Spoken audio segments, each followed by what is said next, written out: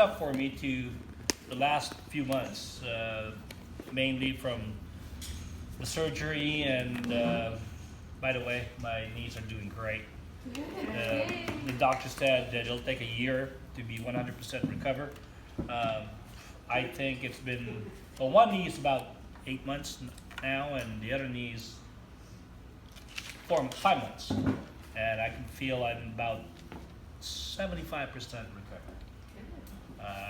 It's still painful in the morning, and I got to stretch it out and definitely do my PT and do my exercise. I own an automotive shop in Kent, in East Hill. I started that shop in 2009.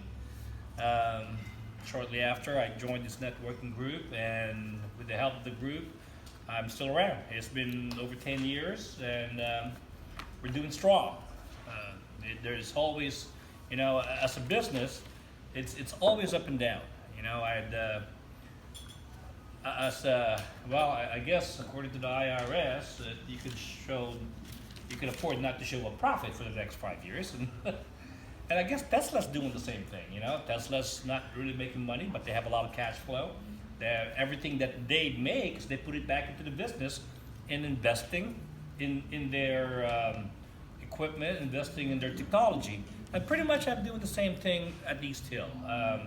We have accumulated, I'm doing a lot of training for my guys. I've been sending them to the training practically just about on everything, because in order for us to be continually successful, they need to know what's coming up. And what's coming up in the automotive industry is huge. The electronics, of course, we are a convenience generation. We want everything in the tip of our finger hand. We want our car to drive on its own. We want to be able to text and listen and watch our video while we're in our car. And we're almost there. Tesla, I'm talking a lot about Tesla because I'll tell you in a second. We're almost there. You could drive your Tesla and talk to the person behind you, and it'll practically drive on its own.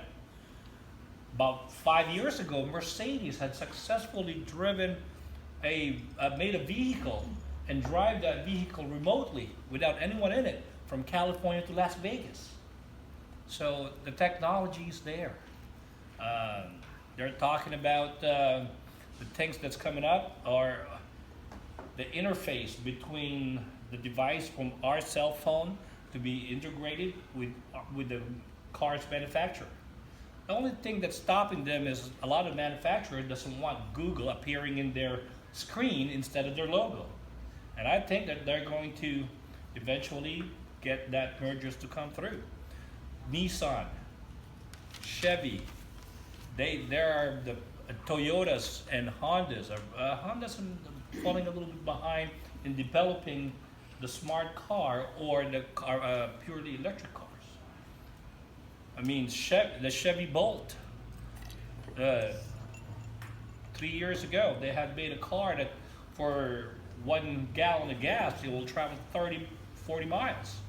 And when it runs out of gas, the electric motor kicks in. It's amazing.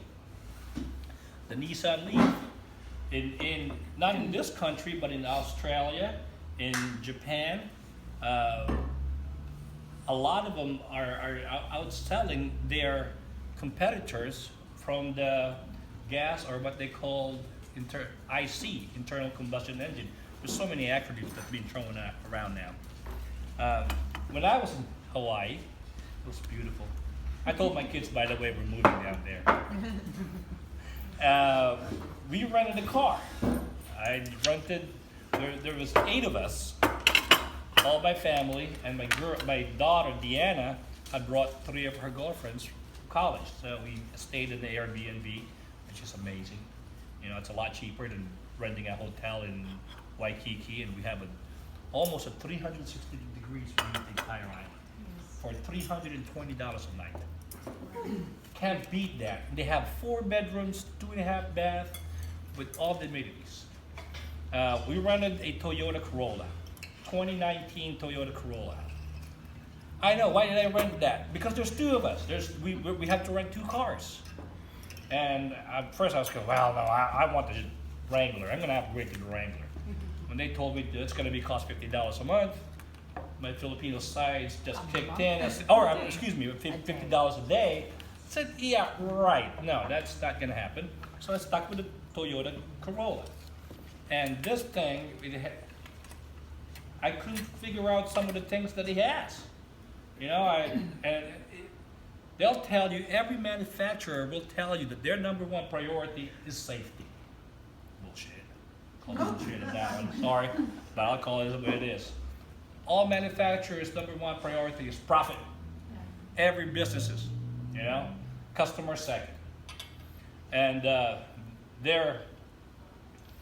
when I was driving, of course, you're in a strange country or city. Didn't know exactly where I'm going, so we got with the GPS, we still got lost, and the roads are skinny, tiny, and I kept going to the sides. You know, I kept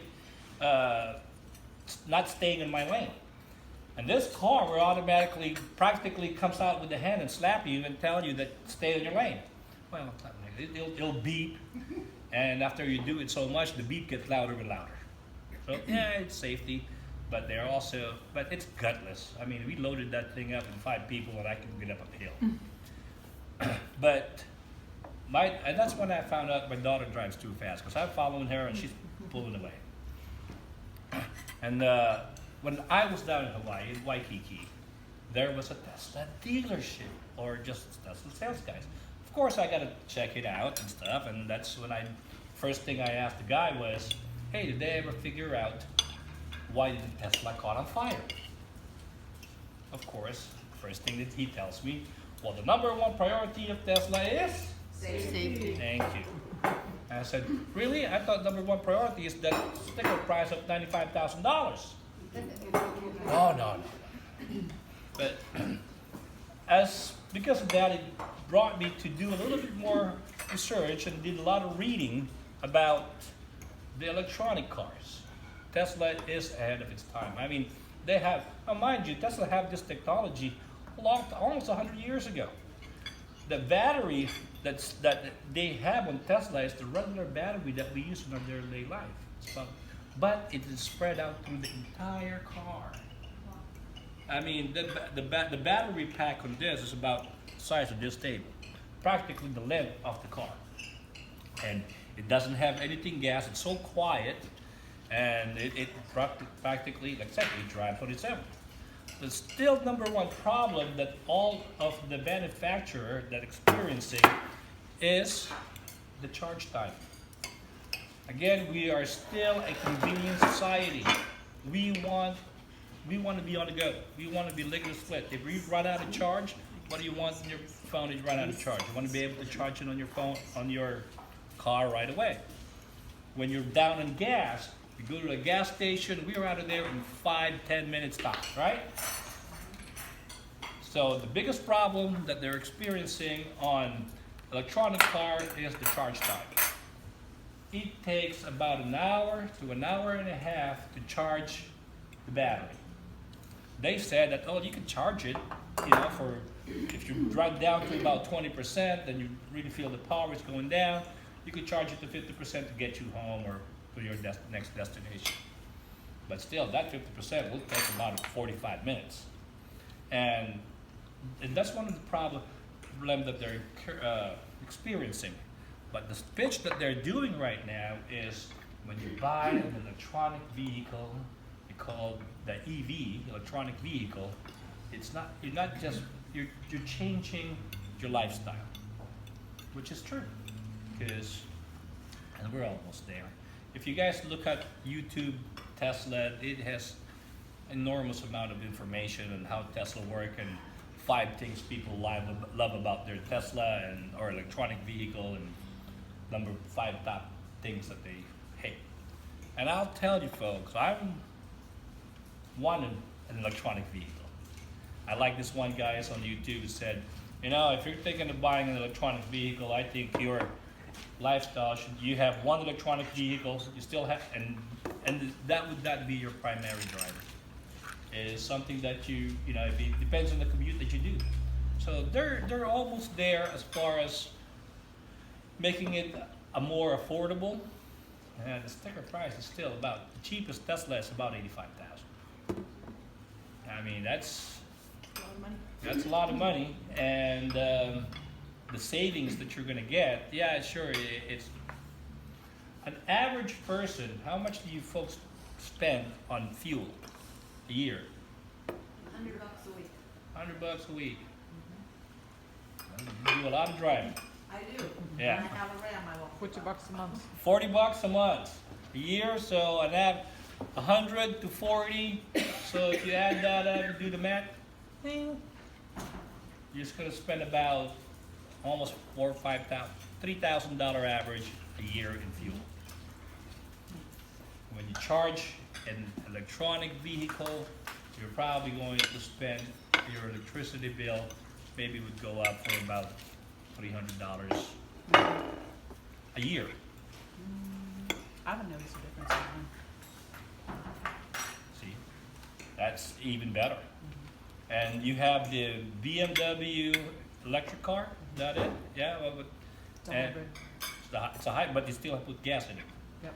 Yeah. That's a little bit different than, tiny bit different than a full electrical car. Yep, you get about 600 miles to the tank. Yeah. 600, and you still charge it up Every night. like a phone. Yep.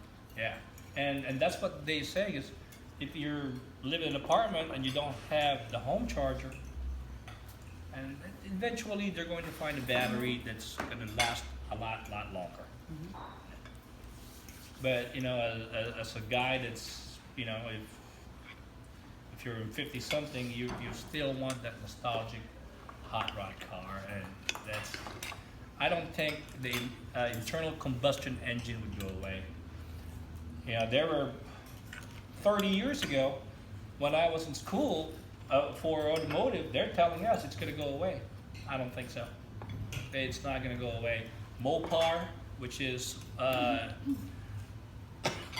Chryslers and Chevy, are still making internal combustion engine, especially with Americans. We love speed. We love our cars. I mean, some of those electronic vehicles, yeah, they are fast. They are a lot more torque and get up a lot quicker.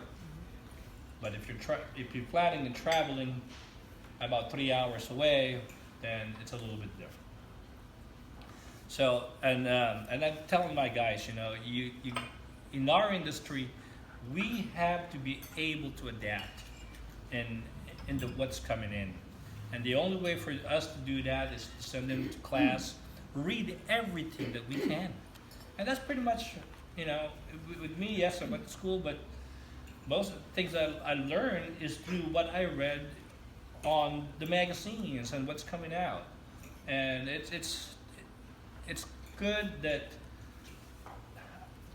there's the biggest shortage right now is the shortage of technician that's going to work with this vehicle. I'm fortunate enough that I still have guys that, by the way, I'm back into a full crew. About 2 months ago or a month and a half ago, one of my guys left and the guy came back. So yeah,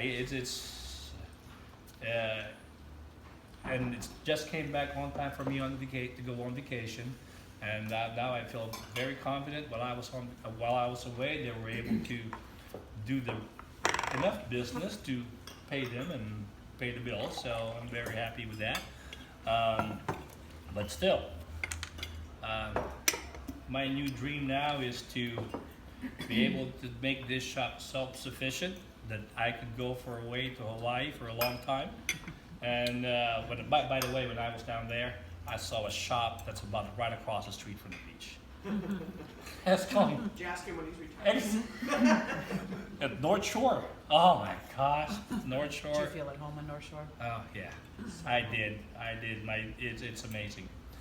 But I've got my little coffee wine shop spot where I'm out there. But for some reason, the kids doesn't want to stay there. They said, "We'll visit for you." I said, "Well, that's fine." And anyways, thank you for listening. Thank you for supporting East Hill Auto Service. we still pretty much do everything under the hood. We do tires now, and now that the fall is here, change your wiper blades. You're gonna have a lot of use of them. Thank you. Thank you.